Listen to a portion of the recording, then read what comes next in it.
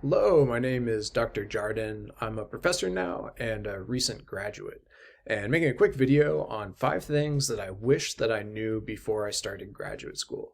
And probably the most important one is that I could do it and I was capable. So for the longest time, I didn't really have the confidence that I could finish, and just having that confidence and knowing that you can get through is so key. And now that I'm looking back on it and I see kind of like how it all went, one thing that I'd suggest thinking about is like for graduate school, it probably tests your ability to cope more than it tests your intellectual abilities. Like definitely, you want to spend a lot of time thinking, working really hard, but definitely like the times I got closest to quitting had to do more with being overwhelmed and dealing with all the work that I had.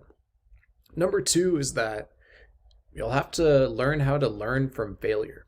So there's going to be times where I'm going to fail and I'm going to need to get back and work harder, not as much in the classes, but like on research studies and stuff like that. Learning how to write scientific experiments is really difficult, publishing them really difficult. And a lot of times they don't get, approved right away. And learning how to take constructive criticism and sometimes just criticism and learning how to improve from that is a skill in itself. So that's something to focus on.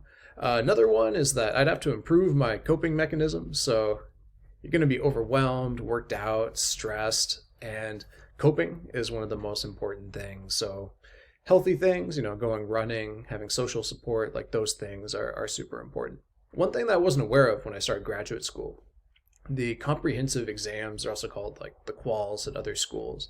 Basically, after the third year in a lot of programs, you have to do this really difficult test that includes kind of like all the material from everything you've learned. And it was just something I never considered before. And lastly, one thing I'd say for graduate school, especially for like a PhD, is the best dissertation is a finished dissertation.